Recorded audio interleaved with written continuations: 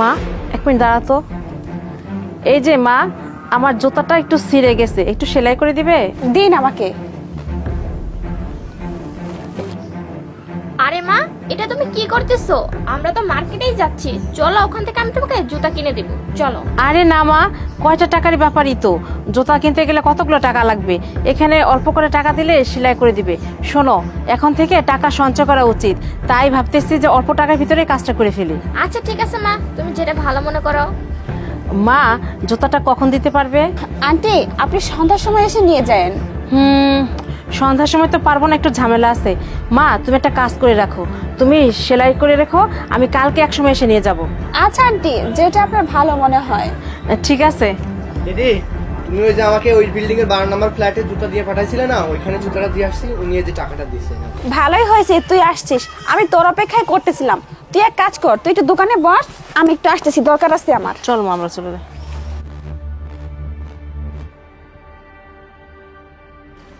আচ্ছা মা, তোমার কি মনে আছে গতকালকে আমার এক জোড়া স্যান্ডেল সেলাই করতে দিয়ে গিয়েছিলাম? হ্যাঁ হ্যাঁ আন্টি, অবশ্যই মনে আছে। এ নিন, আপনার স্যান্ডেল আমি সারাই করে রেখেছি, নিন। এই নো মা, তোমার টাকাটা। আচ্ছা মা, একটা কথা বলি। হ্যাঁ বলুন। গতকালকে যখন আসলাম তখন দেখি তুমি পড়তেছো, এখনো দেখি পড়তেছো, আমি তো বিষয়টা বুঝতে পারতেছি না, তুমি আসলে কি বিষয় নিয়ে কি পড়তেছো, আমাকে একটু বলবে? ওহো আন্টি, আমি না আইপিএস এর জন্য প্রিপারেশন নিচ্ছিলাম। বাহ, তুমি আইপিএস এর প্রস্তুতি নিচ্ছ, এটা তো খুব ভালো একটা কথা। কিন্তু মা, তুমি কেন মুচির দোকানে বসে মুচির কাজ করতেছো? তুমি তাহলে পড়ালেখা করো কখন? আন্টি, দোকানে যখন কাজ থাকে না তখন আমি পড়াশোনা করি, আর যখন দোকানে কাজ আসে তখন কাজ করি। তাছাড়াও আমার বাড়িতে না তেমন কোনো কাজ নেই, এই রান্না বান্না খাওয়া দাওয়া ছাড়া তেমন কোনো কাজ আমাকে করতে হয় না, তো বাড়িতেও আমি প্রচুর সময় পাই পড়াশোনা করার জন্য। আচ্ছা মা, তোমার বাড়িতে কে কে আছে? আমার বাড়িতে আমি আর আমার ভাই ছাড়া আর কেউই নেই। আর মা বাবা? আমার মা বাবা নেই, তারা মারা গেছে আজকে 5 বছর হয়ে গেছে। ও আচ্ছা, সরি, আমি বুঝতে পারি নাই। মা, তুমি যে পড়ালেখা করতেছো, তুমি যদি চাও আমি তোমাকে যে কোনোভাবে হেল্প করতে পারি। এই ধরো, তোমাকে বই খাতা দিয়ে আমি হেল্প করতে পারি। আর তাছাড়া আমার ছেলে আইপিএস পরীক্ষার্থী ছিল, ও পরীক্ষা এখনো দিবে না, তো ওর বই খাতাগুলো আমি তোমাকে দিয়ে হেল্প করতে পারি। তুমি কি নেবে ওই বই খাতাগুলো? আন্টি, আপনাকে অনেক অনেক ধন্যবাদ। আসলে না, আপনি যে বইগুলোর কথা বলতেছেন ওই বইগুলো আমার অনেক বেশি প্রয়োজন ছিল, কিন্তু ওই বইগুলোর তো অনেক দাম, এর জন্য আমি কিনতে পারতেছিলাম না। ওই বইগুলো যদি আপনি আমাকে দেন আমার তাহলে অনেক উপকার হবে, আমি ভালো করে প্রিপারেশন নিতে পারবো। না না, এখানে ধন্যবাদ দেওয়ার কি আছে, ওই বইগুলো তো এখন আর প্রয়োজন নাই, ওটা তো আমি ফেলে দিতাম। তোমাকে দিলে যদি একটু উপকার হয় সেটা তো অনেক ভালো হবে। তুমি আর কোনো সমস্যা নেই, আমি বইগুলো সন্ধ্যার সময় এসে তোমাকে দিয়ে যাব। অনেক ধন্যবাদ। আপনার মতো করে যদি সবাই ভাবতো তাহলে আমাদের মতো গরিব ছেলে মেয়েদের পড়াশোনা করতে কোনো সমস্যাই হতো না। ঠিক আছে আন্টি, আপনি এসে দিয়ে যান। আচ্ছা মা, থাকো, আমি আসি। আচ্ছা। আচ্ছা বাবা, এখানে যে তোমার বোন বসা ছিল, উনি কোথায়? আপু আপু হচ্ছে একটা কাজে বাইরে গেছে, আপনার যদি কোনো দরকার থাকে তাহলে আমাকে বলতে পারেন। আসলে এই বইগুলো তোমার বোনকে দেওয়ার কথা ছিল, তোমার আপু যখন দোকানে আসবে তোমার আপুকে বইগুলো দিয়ে দিও। ঠিক আছে আন্টি, আসলে দিয়ে যাবো। আচ্ছা ঠিক আছে বাবা, আমি আসি। ঠিক আছে।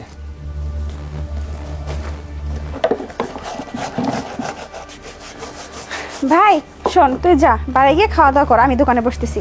আচ্ছা ঠিক আছে, কিন্তু ওই যে একটা আন্টি আসছিল, ওই আন্টি ওই বইগুলো বললো যে তোকে দেওয়ার জন্য। ও আচ্ছা ঠিক আছে, ওই আন্টিটা সকালবেলা আসছিল, ভালো হয়েছে, আমি অনেক ভালো করে পড়তে পারবো এবার। আচ্ছা শোন, তুই এক কাজ কর, তুই বইগুলো নিয়ে বাড়িতে যা, খাওয়া দাওয়া কর, আমি পরে সেগুলো দেখতেছি। আচ্ছা ঠিক আছে।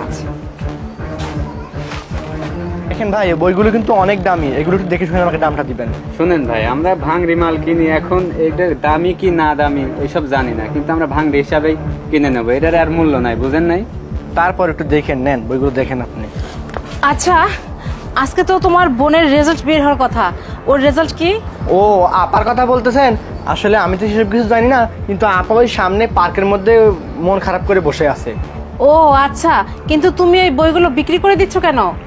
বইগুলো বিক্রি করে দিচ্ছি এই জন্যই, দিদির রেজাল্ট বের হয়েছে, দিদি হচ্ছে ফেল করছে, সেজন্য এগুলোর তো দরকার না, তাই বিক্রি করে দিচ্ছি। আচ্ছা ঠিক আছে, আমি তোমার দিদির সাথে একটু কথা বলি। ঠিক আছে। আরে ভাই, দামটা তো বললেন না, দাম কয় টাকা দিবেন? আরে ভাই, আপনি তো বলছে এটা ভাঙড়ি হিসাবে, আমি 100 টাকার বেশি দিতে পারবো না। আরে মা, তুমি এখানে মন খারাপ করে দাঁড়িয়ে আছো কেন? আন্টি আমার দ্বারা কিচ্ছু হবে না, আমি আমার স্বপ্নটা পূরণ করতে পারলাম না আন্টি। আপনি আমাকে যে আশা করে বইগুলো দিয়েছিলেন আমি সেই আশাটা পূরণ করতে পারলাম না।